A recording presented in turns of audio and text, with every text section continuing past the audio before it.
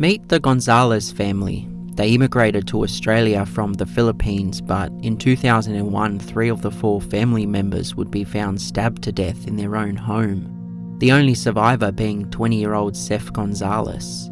It would take 11 months before police were able to arrest someone for this horrible crime. Who did this, and why would someone want to kill a whole family? Someone has shot my parents. I think they're all breathing. They're on the floor. I can't find my sister. The best way I could possibly describe my father is that he was my hero and role model. Convicted killer Seth Gonzalez will launch a 4th bid for an inquiry into his conviction. I've never professed to be an angel. I look back at how I was 20 years ago. I forgive my young self for whatever I did in the past. Teddy Gonzalez was born in the Philippines in a city called Baguio. It's here where he met his wife Loiva, and they had 2 kids, Seth Gonzalez and Claudine Gonzalez. July 16, 1990, an earthquake hit the island of Luzon. The city Baguio was hit the worst, which destroyed Teddy's hotel business. This caused Teddy to make the decision to immigrate to Australia with the family in 1991 to start all over again. It took 2 years after calling Sydney home when Teddy Gonzalez would set up his own immigration lawyer business. Teddy's office was number 15 on Kildare Road, Blacktown, and it was called T. Gonzalez and Associates. They moved into a big 2-storey house with a double garage at North Ryde in December 2000. That's about 10 years after living in Australia. About midnight on July 10, 2001, Seth Gonzalez made a call to the police. He claimed he just entered the family house to find his family had been murdered. He told the dispatcher that his mum, dad and sister had just been shot. Someone has shot my parents. I think they're all breathing. They're on the floor. I can't find my sister. Please hurry. And your parents are both been shot, have they? I don't know. This is on the floor. When the police got to the house minutes after receiving the call from Seth, they used police dogs to track a scent because Seth told them he'd seen some men running down the street from his house. Claudine was found upstairs where she'd been hit multiple times, including on her head with some kind of bat. You can see an indent in the wall which is from the bat. Her body was found curled up with smeared blood on the wall. Loiva was stabbed and cut multiple times, and there was a cut found on her throat which was over 6 centimeters long. Teddy was found with multiple stab wounds with 1 stab into his spinal cord.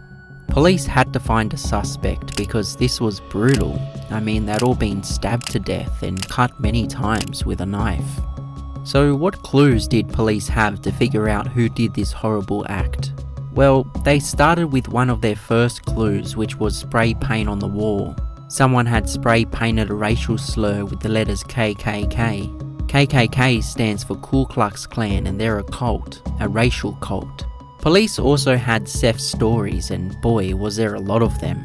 He told the police that he was in the car with his mum, dad and sister driving when they got into a road rage incident.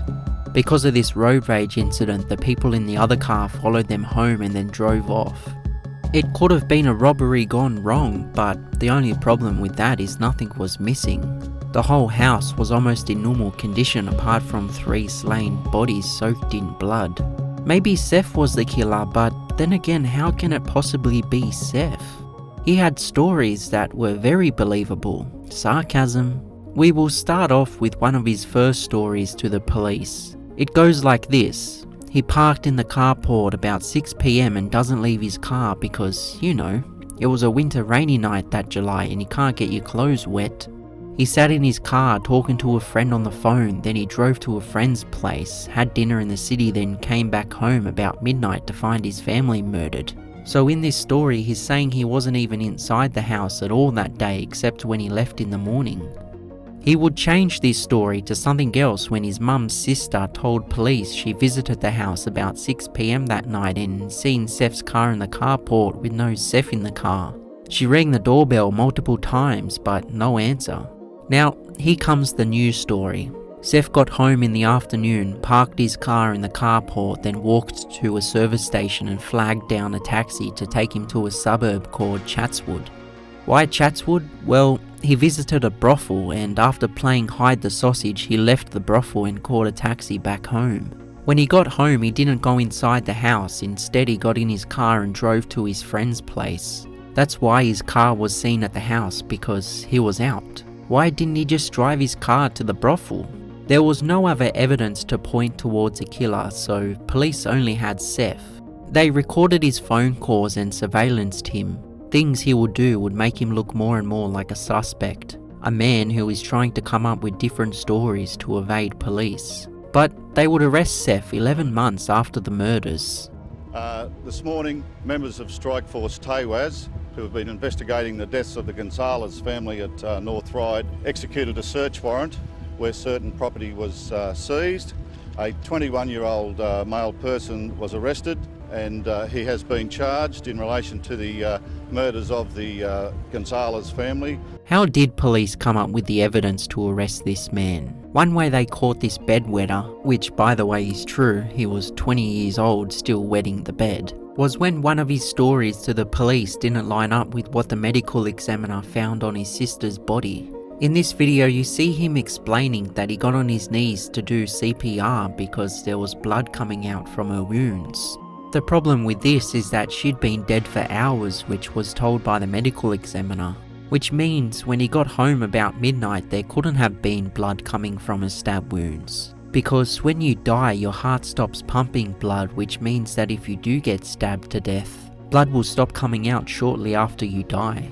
Police found a shoebox in Seth's room with no shoes inside, so they brought the exact pair of shoes and sized and matched it to the bloody shoe prints found in the house, and you wouldn't believe it, it was a match. With Seth's aunt as a witness saying she saw Seth's car that night, as well as Seth's different stories, his bloody shoe prints he left behind, as well as plenty of motives as to why he'd want to kill his whole family. Perhaps the most demanding evidence was found on his jumper, microscopic evidence of blue spray paint. The house where Seth stabbed his family to death with a knife that had blood everywhere is 6 Collins Street in North Ryde. 3 years after the murders, it was sold to a religious couple who weren't told by the 2 real estate agents that 3 people had been stabbed to death in the house. It wasn't until they put their deposit on that they were told, so they didn't want it. Because of this, there's now a law that states that real estate agents must disclose anything that may make a buyer not want to buy the property. Like if the house has asbestos or if there's been a murder. Take Marge for example. She's the real estate agent taking the Flanders for a tour when she mentions there's been a murder. Ned is quite shocked and probably won't buy it. I know I wouldn't. Leave a comment if you'd buy a house that's had 3 murders. The timeline of events on July 2001 goes as follows. Seth leaves his dad's office and arrives home sometime after 4 PM. He parks his car in the carport, enters the house and goes upstairs to where his sister is studying in her room. He hits her over the head multiple times with a bat and stabs her with one of the 2 missing kitchen knives. He waits for his mum to arrive. She drives into the garage and enters through the garage door about 5:30 PM, around an hour after killing his sister. Seth jumps out and starts stabbing her multiple times. Teddy arrives about 7 PM, about 90 minutes after Seth killed his mum. He parks in the garage and enters the house through the garage door, and again Seth jumps out and starts stabbing Teddy. He then leaves and casually picks up his friend where they went to go eat at a restaurant called Planet Hollywood in the city. Now you've got to be a real sick individual to eat after stabbing your whole family to death. At Seth's trial they found him guilty of all 3 murders despite Seth pleading not guilty, and still to this day never admitting he killed his family. He even said the police tampered with evidence. This is a phone call from Seth in 2021. He's at Lithgow Correctional Centre and he's talking to Amelia Saw, who is a crime reporter. I honour my family every day by simply getting up every day, putting one foot in front of the other and not giving up. Even looking back now, I don't think I would have done anything differently because of my age and what I went through. Definitely some of the things that I did may have, made me look irrational. No matter what I did, it doesn't excuse what happened afterwards. It doesn't excuse the evidence that proves that the police tampered with evidence, and all the other things that went wrong after that. Seth will forever be locked up and never released for brutally murdering his sister, mother and father. He did this because they were an obstacle. His parents were going to take his car off him because he was failing at university. He didn't want that. Oh no, Seth didn't want to live in a house with rules. He wanted to be free. He wanted a life with flashy cars, girls and money, and lots of it. He almost got everything he wanted for 11 months. He bought an apartment in Chatswood. He visited his family's accountant to ask about how much their house was worth and how he could get access to some of it. Months after he murdered his family, he put a deposit on a Lexus. Seth even sold his parents' jewelry in both their cars. This is Seth in front of his mum's car before he killed her. Notice the number plate Louis, which is short for Louisville. Teddy's car had the number plate TED11G, and Seth's number plate on his Ford that his parents gave him as a gift read Seth80G. Police found on his computer his search history, and he was looking up poisons and how it works. About a week before he murdered his family, his mum had to be taken to hospital because she thought she had food poisoning. But police would later find out that this was actually Seth trying to poison his mum. I don't know what the name of the seed is, but he bought these seeds online, and these seeds would then become a deadly plant to ingest. At his family's funeral, he sang One Sweet Day by Mariah Carey, which was my go-to song at the gym, but thanks to this poop stain I refused to listen to it. Sorry, I never told you all I wanted to say.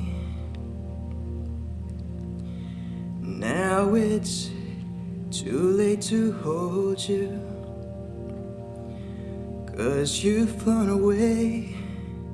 Where did Seth hide everything he used? Where could the knife or the blood-stained clothes be? What was Seth feeling when he visited his family at Macquarie Park Cemetery? Was he feeling grief or perhaps remorse? Maybe, just maybe, he was feeling free knowing that his family will never get in his way again. Only Seth knows what he was feeling, and we will probably never know. Seth killed his sister one day after she turned 18. Her birthday was July 9.